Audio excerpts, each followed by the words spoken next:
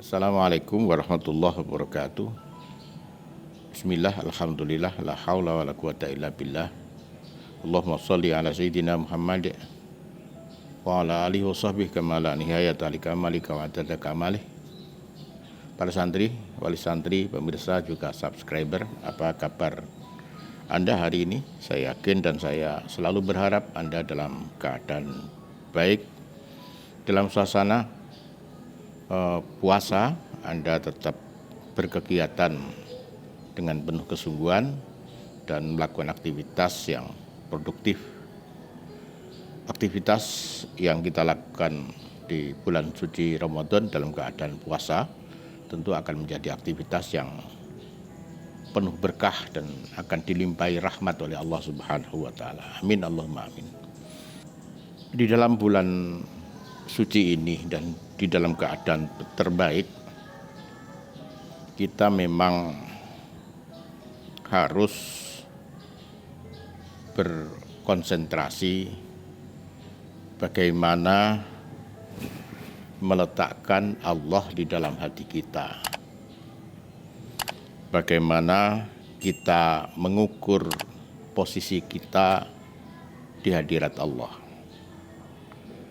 Ada beberapa cara untuk melihat posisi kita di hadirat Allah.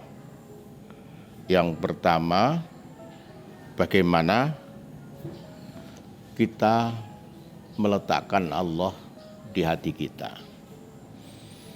Ketika hati kita lebih banyak mengingatnya, lebih banyak mengingat karunia dan kebijaksanaannya di dalam diri kita, berarti posisi kita membaik. Yang kedua, bagaimana Allah meletakkan kita dalam kaitannya dengan perintah-perintahnya. Kita menjadi orang yang taat terhadap perintah dan selalu menambah-nambah ikhtiar agar semakin banyak perintah yang kita perhatikan dan kita amalkan dan konsisten. Baik perintah itu bernilai sunnah, apalagi yang bernilai wajib. Ketika itu kita lakukan, posisi kita di hadirat Allah insya Allah baik. Dalam kesempatan ini saya ingin menyampaikan satu teori, yang teori ini insya Allah benar karena disampaikan sendiri oleh Allah Subhanahu wa taala. Bagaimana kita meraih cintanya. Allah di dalam satu hadis qudsi menyampaikan kepada kita bagaimana cara kita meraih cintanya. Di dalam hadis itu dijelaskan, yang pertama, kita belajar tentang perintahnya yang berhukum wajib. Kemudian kita mengamalkannya secara sungguh-sungguh dan konsisten. Ini yang pertama. Yang kedua, kita belajar tentang perintahnya yang bernilai sunnah. Kemudian kita mengamalkannya dengan kesungguhan, ketulusan, dan istiqomah. Hanya dua hal itu. Kalau itu kita bisa lakukan, Allah akan mencintai kita. Ketika Allah mencurahkan cintanya kepada kita, diinformasikan di dalam hadis ini, Allah berkenan menjadi pendengaran kita. Yang kedua, Allah berkenan menjadi penglihatan kita. Dengan penglihatan itu kita melihat segala sesuatu. Yang ketiga, Allah berkenan menjadi tangan kita. Dengan tangan itu kita memegang sesuatu. Allah berkenan menjadi kaki kita. Dengan kaki itu kita berjalan ke arah sesuatu, ke arah tempat tertentu. Yang kelima, jika kita meminta akan dikabulkan. Dan yang keenam, masih di dalam hadis qudsi itu, kalau kita minta perlindungan akan dilindungi oleh Allah Subhanahu wa taala. Para santri, wali santri pemirsa, juga subscriber, saya tidak menerangkan bagaimana Allah menjadi penglihatan kita. Tapi satu ilustrasi, kita setiap hari memandang banyak benda yang kita lihat, banyak benda kemudian bisa kita definisikan secara sangat detail. Tapi satu yang tidak bisa kita lihat adalah Allah Subhanahu wa taala. Maka penglihatan kita justru sering membuat kita semakin terhijab dari Allah Subhanahu wa taala. Demikian juga pendengaran kita.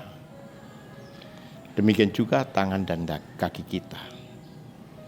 Ketika Allah berkenan menjadi penglihatan dan pendengaran, kita akan melihat banyak segala hal. Ternyata semuanya bertasbih. Segala realita yang kita lihat akan membuat kita semakin terbuka untuk melihat Allah dengan basirah kita, dengan mata batin kita. Dan Allah juga akan memberikan hadiah kepada orang yang dicintainya.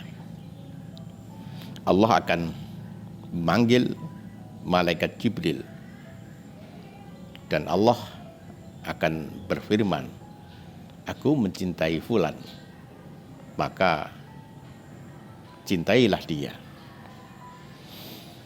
Kemudian malaikat Jibril mengabarkan kepada ahli sama, penduduk langit, dan memberikan informasi bahwa Allah mencintainya. Maka penduduk langit juga mencintainya. Kemudian informasi itu diteruskan kepada penduduk bumi, dan kemudian penduduk bumi mencintainya. Dalam realita, kita sering heran, sering kagum. Ada seorang yang sama dengan kita, terdiri dari daging, kulit, dan tulang. Tapi mereka dicintai oleh masyarakat, didatangi, dimintai nasihatnya, didatangi untuk minta keberkahnya, didatangi untuk mohon doa-doanya, didatangi sekedar ingin mencium tangannya. Mereka tidak pernah membuat citra, mereka tidak pernah beriklan. Mereka tinggal di satu sudut-sudut kota, mereka tinggal kadang-kadang di sudut-sudut desa, bahkan di pinggiran hutan.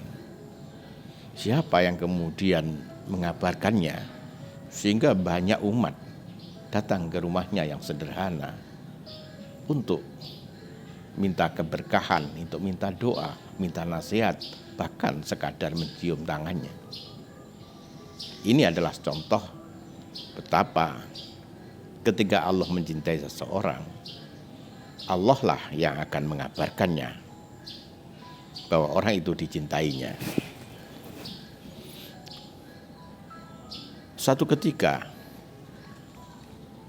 ada jalan lain yang dibuka oleh Allah agar kita bisa meraih cintanya.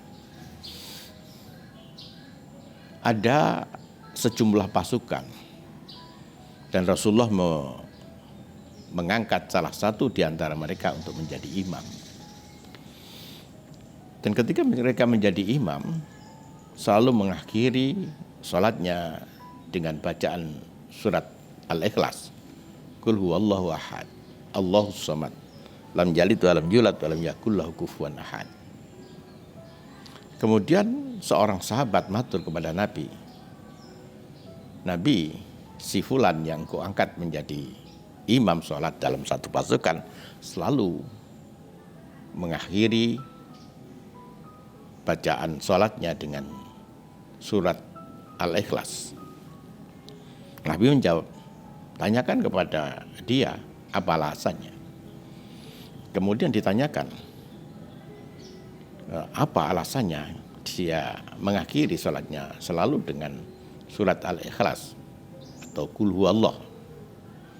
Maka orang yang ditugaskan Nabi menjadi imam itu menjawab, di dalam surat itu ada Allah yang Maha Rahman, tempat kita semua bergantung. Aku mencintainya. Itulah sebabnya aku selalu mengulang bacaan itu. Kemudian orang itu lapor kepada Rasulullah. Apa yang dikatakan Rasulullah? Kabarkan kepada orang itu yang aku tunjuk menjadi imam bahwa Allah mencintai dia.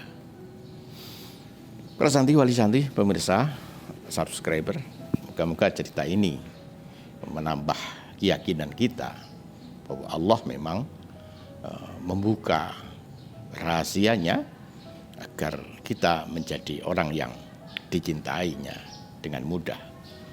Demikian, terima kasih atas perhatiannya. Selamat berbuka puasa. Semoga menjadi puasa yang penuh keberkahan, makanan dan minuman yang masuk di dalam perut kita menjadi makanan yang penuh rahmat. Akhiran wallahu muwaffiq ila aqwamit thoriq. Assalamualaikum warahmatullahi wabarakatuh.